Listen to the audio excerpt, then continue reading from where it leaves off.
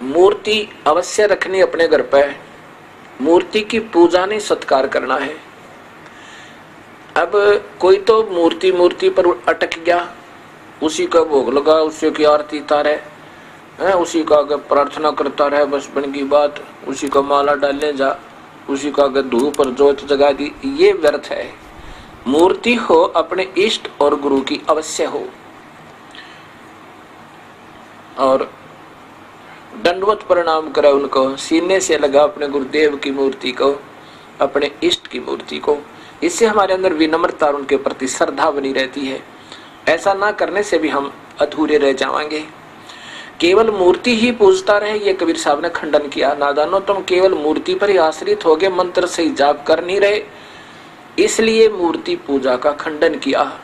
लेकिन मूर्ति का होना अति आवश्यक है, उसे देखते हृदय गदगद हो जाता है। जैसे हम किसी ऋषि महर्षि की मूर्ति देखें, आत्मा में भक्ति की प्रेरणा जागृत होती है। ऐसे ये मूर्तियां सेंटिमेंटल का काम करती हैं, होनी चाहिए हर घर में।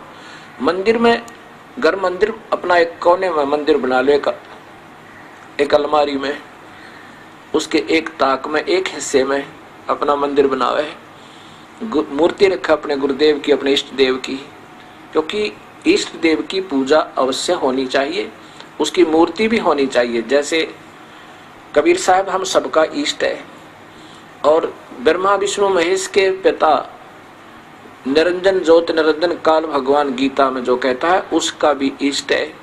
18वें अध्याय का 64वां श्लोक, निष्पक्ष भाव से फिर दोबारा सॉल्यूशन करके देखो उसको। तो हम सबका इष्ट देव तो कबीर परमेश्वर है, उसी की मूर्ति, और साथ में वो गुरुदेव जो सच्चा नाम देता उनकी मूर्ति अवश्य घर में हो, और फिर ज्योत लगावे। धूप जरूरी नहीं है, धूप तो केवल धुआं करती है। हवन का काम घी न करना, और हवन अवश्य करना, ये भी यज्ञ। 5 यज्ञ करते हैं हम।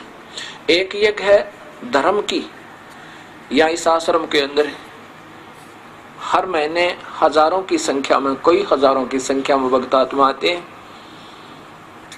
और यहाँ पर उनके भोजन की व्यवस्था फ्री मुफ्त होती है, कबीर परमात्मा की कर पाते हैं।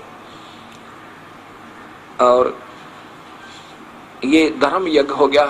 प्रत्येक पूर्णिमासी को 3 दिन का एक पाठ चलता है गुरु ग्रंथ साहिब का, गरीबदास जी की वाणी का, जो कबीर साहब की महिमा का, और जिसमें 4 वेद, 18 पुराण, उपनिषद, गीता, महाभारत, रामायण और सभी कुरान, पुराण, बाइबल, सभी का सामूहिक ज्ञान और पूर्ण परमात्मा का और सुख संवेद का, यानी वो सामूहिक ही उसके अंदर सारा ही पाठ हो जाता है। 3 दिन में वो पूरा हो जाता है, और 3 दिन तक अखंड ज्योत जगती है। यहाँ पर भक्त आत्मा अपना अखंड पाठ करवाते हैं। जितने भी पाठ होते हैं, जैसे कभी 100 हो जाते हैं, कभी 125 हो जाते हैं, उनके नाना अलग अलग से, उनकी अलग से ज्योति 3 दिन जगती रहती है। वो हवन होता है, और 120 ज्योतियां जहाँ पर जगह, 140 ज्योतियां जगह 3 दिन के अंदर लगभग 1.5 क्विंटल घी का हवन हो जाता है, देसी घी का, और उनको सबको लाभ मिलता है। तो ऐसे 500 यज्ञ करते हैं हम। एक यज्ञ है धर्म की, दूसरी यज्ञ है ध्यान। ध्यान यज्ञ ऐसे नहीं आंखें बंद करके समाधि लाओ। सहज समाधि क्या होती है ये बताते हैं, सहज समाधि, और करते हठ योग से समाधि। सहज समाधि ऐसे होती है जैसे आप कहीं बाहर चले जाओ और जा चुके हो 1000 किलोमीटर, तब आपको याद आए कि मैंने 50,000 रुपये लोन लिया था और अलमारी में रख दिया तिजोरी में, और चलती दफा किराया जब निकालने लगा और अलमारी खुली छोड़ा, और फिर आप अपने जिस काम पर पहुंच चुके हो वहां से वापस जब तक नहीं आओगे, 1 दिन में, 2 दिन में, 4 दिन में, तब तक आपका ध्यान अलमारी से नहीं हट सकता है। परमात्मा, कहीं बच्चे बाहर चले जावें, कोई चोर ना घुस जावे, किसी बच्चे का हाथ लग जाए वो खराब ना कर दे, मुश्किल से गरीब आदमी ने लोन लिया है, कर्ज लिया है।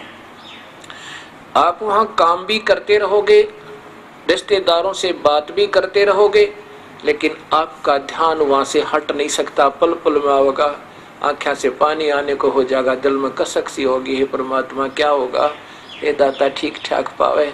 ये सहज समाधि है। हम आपको इतना योग्य कर देंगे, उस परम पिता के गुणों से परिचित करवा देंगे।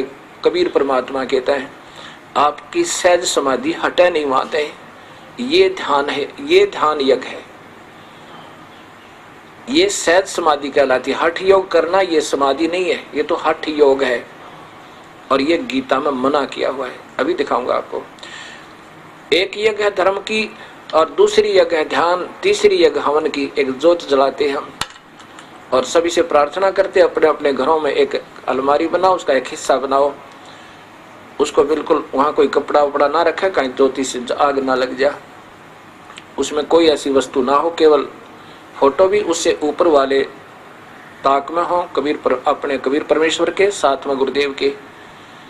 और सुबह शाम अवश्य अच्छा घी डाल के, 100 ग्राम तक कम नहीं डाला है, और ज्यादा डाल देता, जितना भी आप बीजोगे आप ही को देगा भगवान। ये तो आपकी आउटपुट है, जितना डालोगे उतनी आपको आउटपुट ज्यादा होकर मिलती है। ये हवन, तीसरी यज्ञ हवन की, और चौथी यज्ञ प्रणाम। गुरुदेव को दंडवत प्रणाम करे, और मूर्ति को सुबह उठते ही, मैं तो अपना भाव बताता हूँ, अपने गुरुदेव की, अपने इष्ट देव की मूर्ति जब दिखे, अपने आप नतमस्तक सिर हो जाता है, डटा नहीं जाता, और ऐसे दंडवत प्रणाम करता हूँ। ये पूजा नहीं होती। और यही हम, क्योंकि हम समझ नहीं पाते सतमार्ग को, तब तक हम एक को रिजेक्ट कर देते हैं। वो तो मूर्ति पूजा करते हैं, वो तो ऐसा करते हैं। पूजा क्या होती है? सत्कार कोई और चीज होता है, पूजा कोई और चीज होती है। पूजा जैसे पतिव्रता अपने पति की पूजा करती है, आदर सत्कार सबका करती है। और पतिव्रता पत्नी का पति विदेश चला जाए तो फोटो से वो कितना प्यार करती है, उसकी आस्था रह रहकर उमंग बढ़ती रहती है, उसके गुणों की याद आती रहती है। ऐसे ही हमने मूर्ति अवश्य रखना चाहिए, लेकिन पूजा नहीं, सत्कार करे, अवश्य करे। और